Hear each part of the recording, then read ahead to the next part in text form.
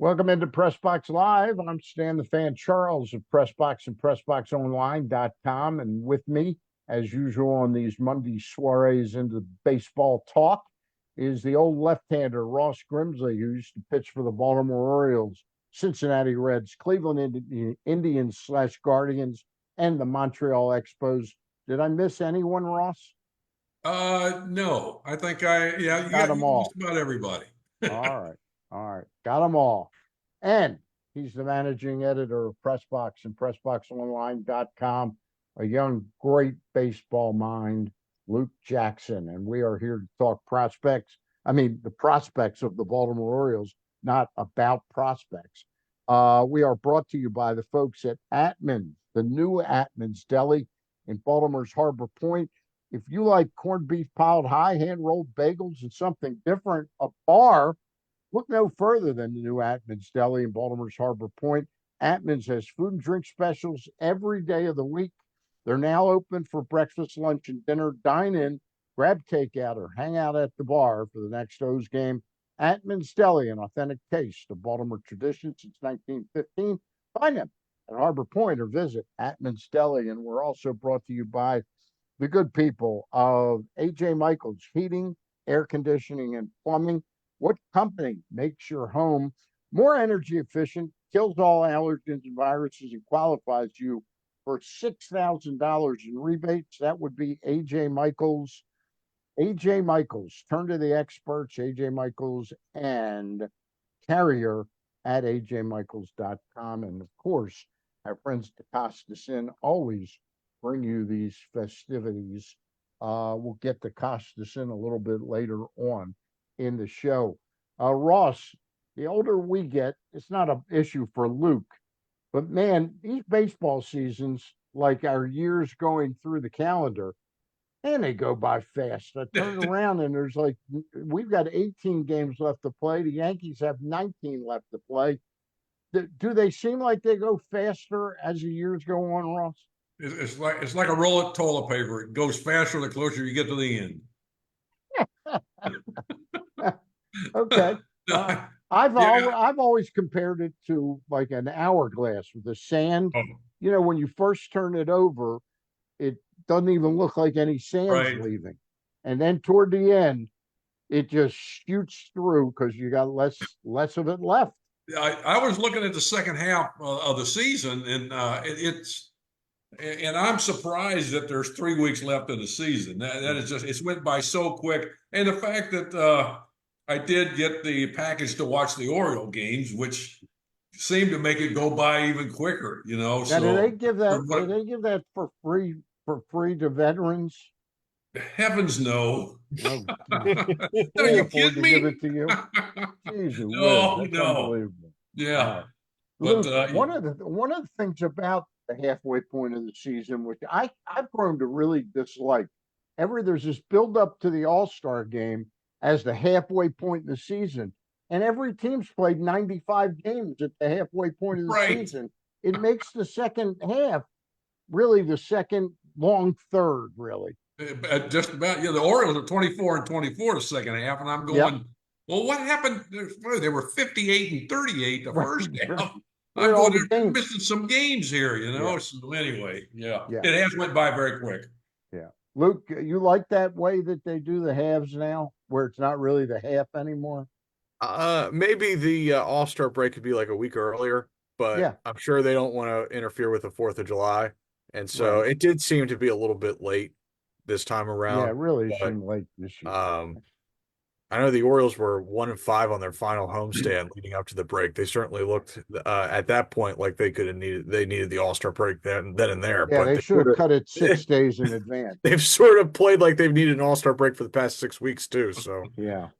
Ross, as bad as the Orioles have looked, and everybody, when I go to lunch with people or talk on the phone to guys, and some females, um, they're all complaining about the Orioles. What happened to the Orioles?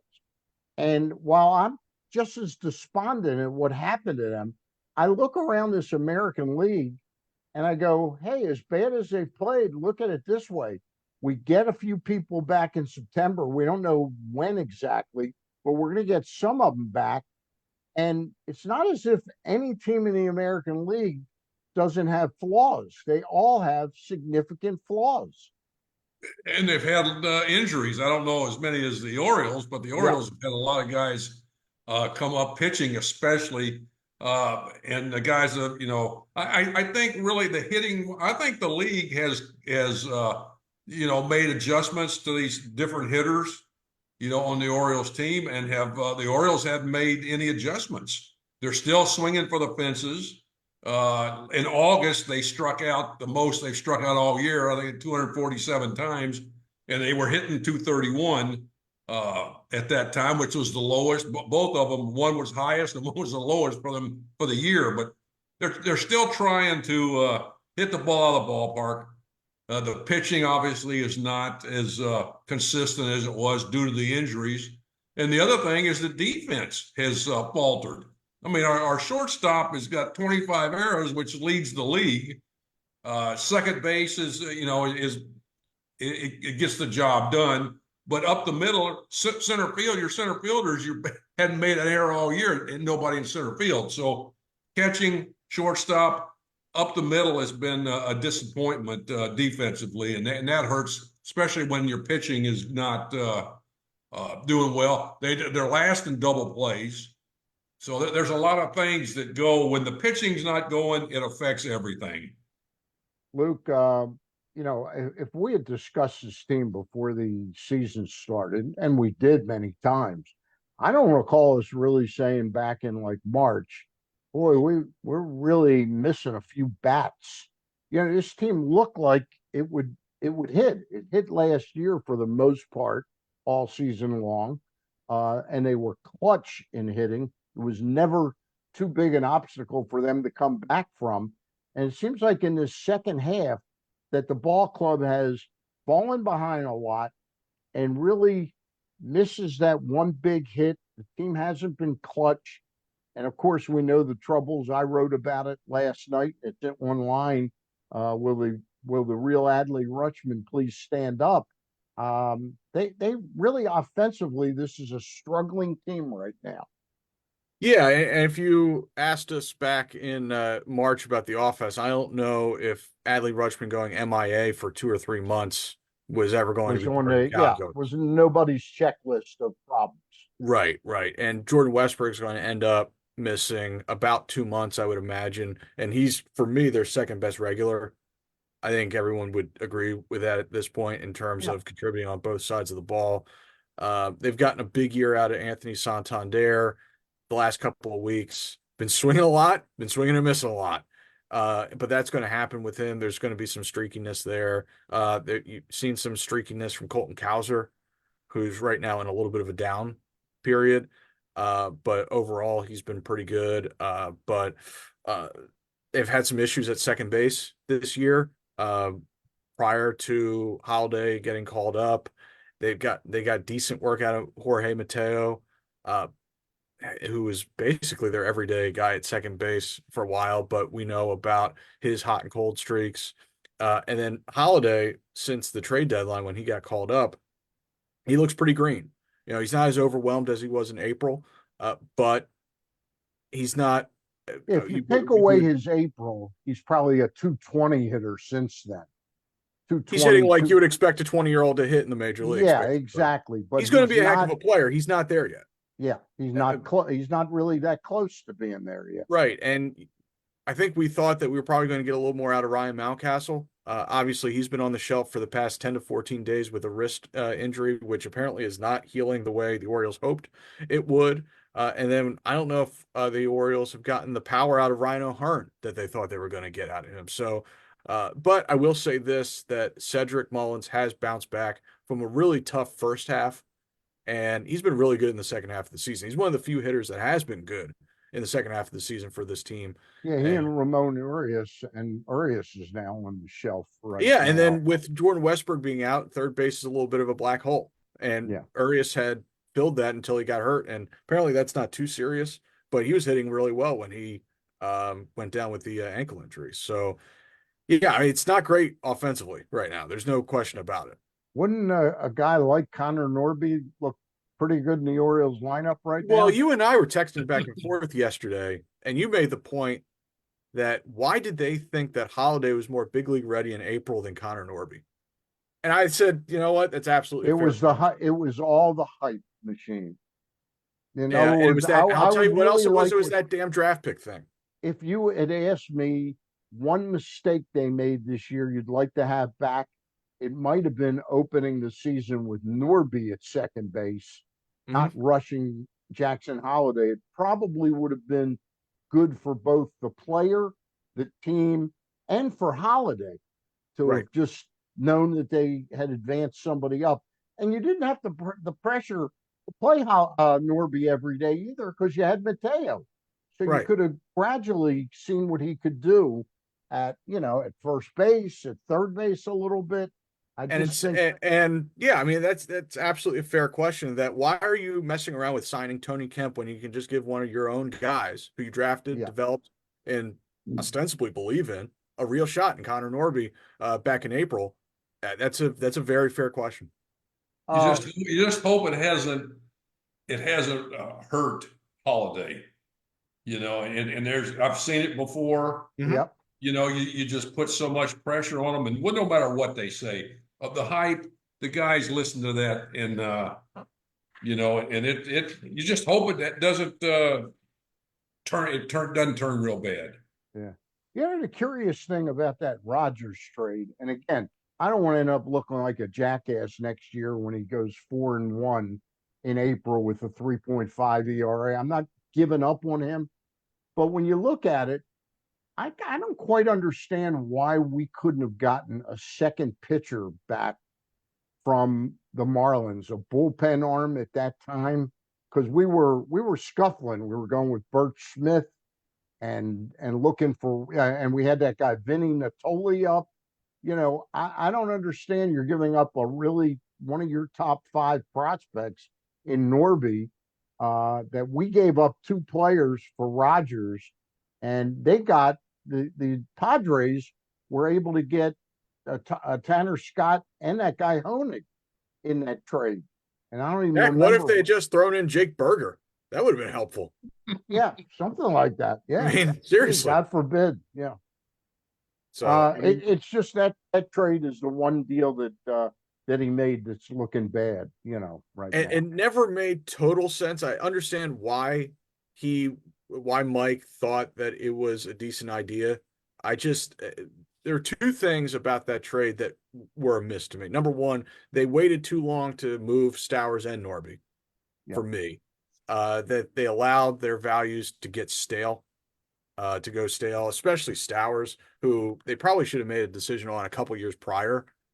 And they got to a point with those guys where even in Norby's case, you probably have other teams wondering, like, why aren't the Orioles giving this guy a chance? Why are they rolling with Jorge Mateo every day at second base? Yeah. That sort of thing. And it sort of makes other teams wonder about what the Orioles really think of Norby. And if you're trying to sell him as an everyday second baseman, why aren't you playing him at second base every day? That sort of Yeah. deal. And And look, so I thought he's got 8 home runs. I think he's at 6 for the Marlins in the and last that's great 10 for games. him. Good for him. Yeah, good for him. He But absolutely we don't know deserved. for a fact that he's that type of player Right, that's going right, to put up 35 bombs. right, right. Yeah, and if he's going to hit 35 bombs a year, it doesn't matter what kind of defense he plays at second base. Right. I mean, honestly, I mean, Oh, thanks. Pitchers really like to hear that. Yeah. But yeah, I mean, but you probably held on to those guys too long to get maximum value for them, and so they ended up uh, cashing out on those guys for a project lefty Yeah. who wasn't really in a place where he could help you in a postseason push this year.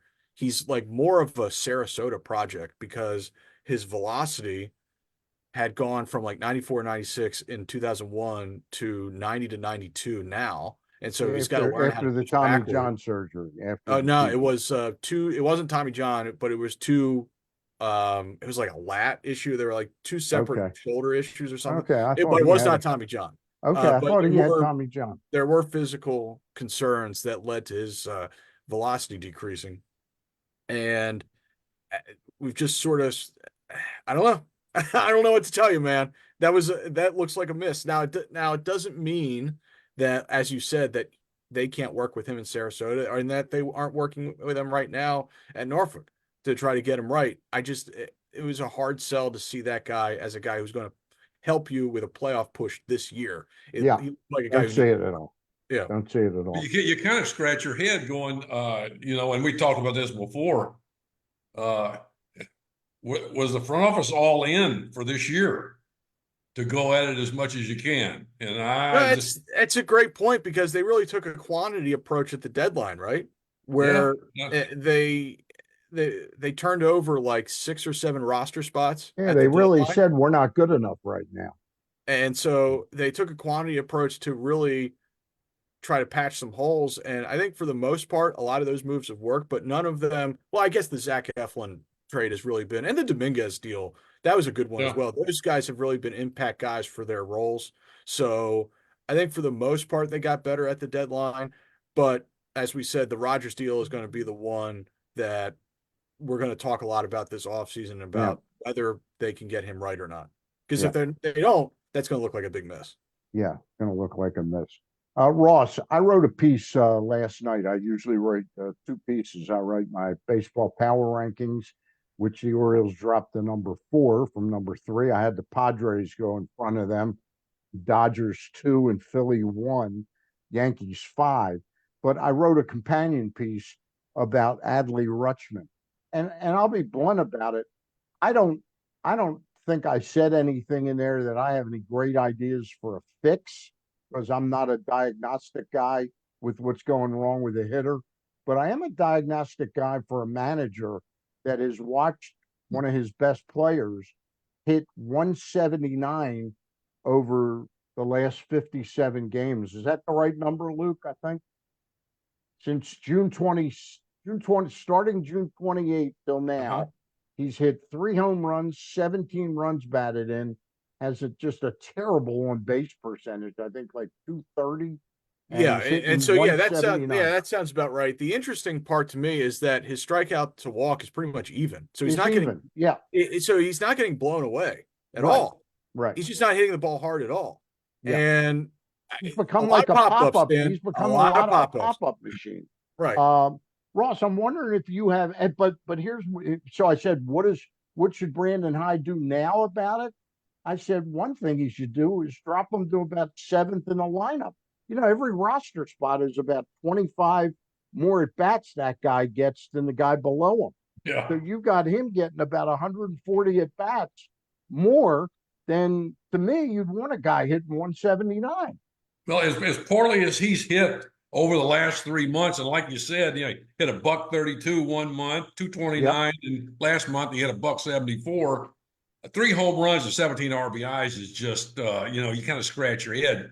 The thing that I'm wondering, what is he? I know he got hit in the hand. Is that possibly a problem? I Could mean, I be. don't really know, but I Don't mean, know. he got hit in the hand on the 27th, and then he took the game off on the 28th. This is And of then August. Is this of August? no, this is back in late June. So that's the date that, to me, that's the date where he hasn't hit from. That's what I took it from. yeah. Right. I mean, you just kind of scratch your head, but he is he he's missing a lot of pitches. Like you said, he's not putting the bat on the ball with much power. Not squaring them up. And Right. you go, wait a minute, this guy's better than this. But again, and also his catching is not like it Catching's was. not, no. I mean, this one knee bullshit. Excuse me, that one knee. Tell us how you really feel, Ross. You know how I Ross, you feel can about say that you can now. say that on podcasts. You can say that. Well, I don't want to, but that's I mean, it's Then I'll that say it. It's been bullshit. you have seen guys they block the ball trying to backhand it, and he's even before he wasn't doing that. Before he wasn't on one knee as much, and the people can say what they want about the one knee catching, but most everyone that has any idea about catching knows that you're trying to do something to get a low strike. Holy cow! And it's a high fastball league to get guys out overall. So anyway, it's just you kind of scratch your head with that with him. And as far as where you might as well move him down in the lineup because he's Yeah. he's an out up there, and hopefully, well, actually, you got Santander, Mullins, and the shortstop. They're Cowser and swinging. Henderson. Well, the guys that are swinging the bat, you got three guys swinging the bat. Now you just have to pitch around one of them, with guys in scoring position, and that's kind of what they do. And but yeah, it's concerning. But I just wonder if there was an injury involved in there, or That's the maybe only not thing, something but serious. But I mean, if it's a wrist or a hand, that's tough yeah, to hit. it just seems like if it was a wrist or hand, you'd say, "Hey, we got to shut this guy down for 2 weeks and try and get it straight because it's just He ain't had gonna, it." he won't do that. Right. And the club says that Rushman, he's a gamer. He's going to go out and to do as best he can. and the club says that he's fine physically. Yeah, And he's going out there pretty much every day as a catcher or DH. So I'll take them at their word. To me, he does look slower this year than he has in past years, is what I would say. And Let me get the Costas in spot in. We'll come back and talk about the remaining schedule of the Baltimore Orioles and the New York Yankees as they battle it out to the wire for winning the American League East. And we'll talk about how important that might or might not be. The Costas Inn is located at 4100 North Point Boulevard. Been there for a pretty fair amount of time, over 50 years, and they've been friends of mine and sponsors on everything I do in the world of sports for over 30 years. Love the Triantopoulos family. And that really doesn't mean anything to you out there because they're paying us to say this. But I do say it from my heart that it's really one of the great restaurants in Baltimore. It's a landmark destination. And for those folks in Middle River, Essex, Sparrows Point, Dundalk, it's right around the corner, folks. Great nightly specials Monday through Friday, great prices, great quality, great portions. And then, of course, known for their crab cakes, crab soup, and delicious steamed crabs. It's the Costas Inn, a Baltimore tradition. We here on this show, Press Box Live, we give it 6 thumbs up. And thumbs up, boys. that's not just Luke who never eats there, or Ross who never eats there, or me who never eats there. We all eat there. Ross a little less than us because he's down in Florida. I have it sent to me. You'll have it sent to you. All right. All right. You got to tip heavily to have it sent to you. Sometimes I got friends that they'll come down here, they'll bring me some crab cakes. All right. That which sounds is really good. love that. All right. The Costas Inn, really a great landmark place. Tell them Stan the Fan, Ross Grimsley, Luke Jackson all gave them thumbs up and you wanted to check it out. And again, especially if you're in the area, Middle River, Essex, Sparrows Point, Dundalk, East Point, all there for you at the Costas Inn. Guys, I took a little pen to paper. I got the Orioles with these 3 games in Boston. Luke, they then go to Detroit for 3, host San Francisco and Detroit for 3 apiece. And then they go to New York for 3 and Minnesota for 3. The Yankees are hosting Kansas City for 3, Boston for 4. The Yankees, though, have a little tricky time. They go out to the West Coast and have a 2-city tour out on the West Coast in Seattle and Oakland. They play 3 games apiece there, then come home to host the Orioles for 3 and the Pirates for 3. So they may end up playing a last place team in one of the divisions to end the season, whereas we might go out to Minnesota and play a team that is fighting for their life in the playoffs, at least right now. And if they're going to have any say in their ability to make the postseason, which right now I think they're in the postseason, aren't they, Luke? If the season were ending today, I believe you're right. Okay, but it could end up a dogfight there if Seattle and Boston would kind of come back a little bit. Those 2 teams are within a game of each other, Boston and Seattle. But do you think either team, Ross, has an advantage going down to the wire here? And does it really make any difference? I really hadn't been impressed with the Yankees as much, and now the Orioles going through their their problems with the way they're playing and the injuries. I mean, it sets up for both of them to, it'll be a fight to the end, but I tell you, it really helped the Orioles to win and get that time off because you got three pitchers possibly coming back, two Webb and Coulombe and Rodriguez possible. Yep. You got to wait to see. I mean, it'll be interesting. I don't know if it's enough time, 3 weeks. It's hard to say. I know the relievers are going on rehab, so if you get those guys back, I heard yesterday that Rodriguez, they're saying they want to have him start twice in the minors. right? Luke, first of all, when do the minors end now? Is that late that Grayson could still Well, get you know in? what? So Delmarva and Aberdeen seasons just ended. Okay. But I believe, okay, let me tell you Louis and about Norfolk? right now. God, they all used to end right before Labor Day, I think. No, not anymore. So Yeah. Norfolk season ends on the 22nd. Okay. So he can get two And starts in there. Well, he could even come down Sarasota and pitch Yeah. in one of those games if possible. And get some last minute tutelage Yeah, I from mean Ross he's Grimsley. got to get on the mound. Are He's got to get. you available to help him, Ross? Oh no, that ship sailed, buddy. That You're ship saying sailed. I'll you're talk saying about it. you're saying you couldn't help him. No, Would no, help I'm him. not. Okay. All right. Luke, you think that's a plan that says they want to try and ramp them up quickly to start? or maybe you can use them out of the pen in the playoffs. I mean, that's another option. But we just don't know until he gets on a mound in a competitive setting what that's going to look like. Yeah. So, like in other words, like Jacob Webb has had a few rehab stints, and so I'm sure he's going to come back soon. Danny Coulombe is throwing lives off the Camden Yards mound. I assume he's going to come back at some point this month, ready to go, and they're already in a reliever mindset, so that Yep. should be a little bit easier. But with Grayson, we just don't know yet. It's just a Yeah. little Seems too like just can't see him going pitching 5 innings. no, so that's why I game. think he's a candidate to piggyback on either Suarez or Povich Could be. or Kramer, where Could be. you ask them to try and give you 4+ or 5, and look at Grayson as 3 innings of power pitching.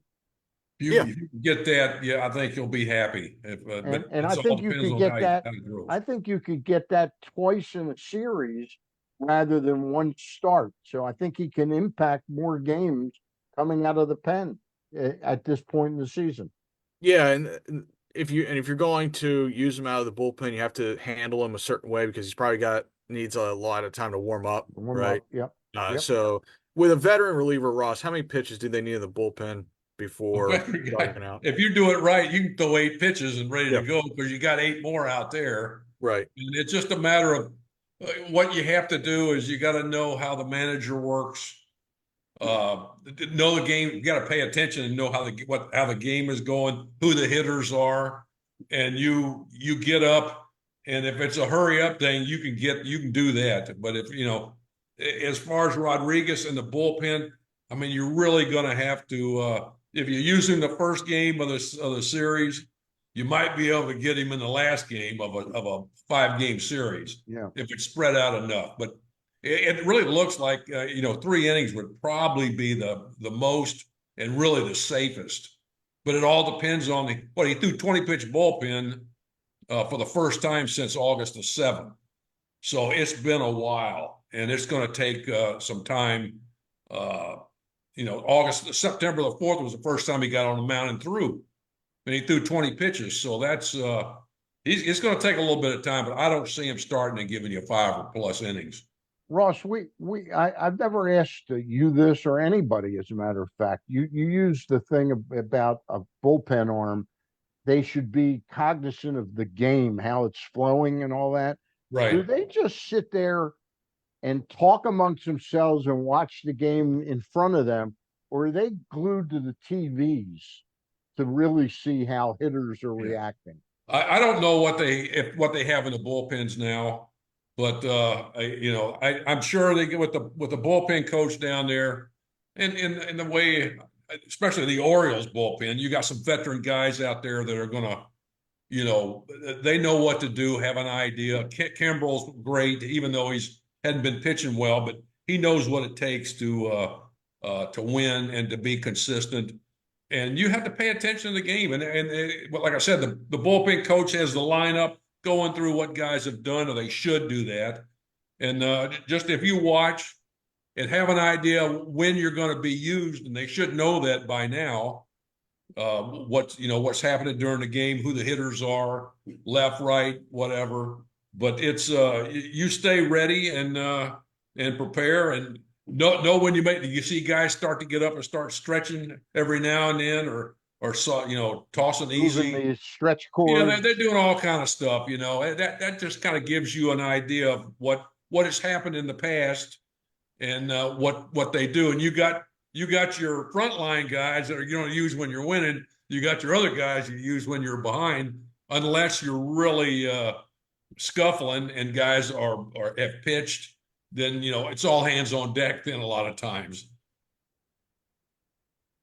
Last question I've got for you, Luke, right now is last year we watched the Orioles really grind it out to the bitter end of the regular season.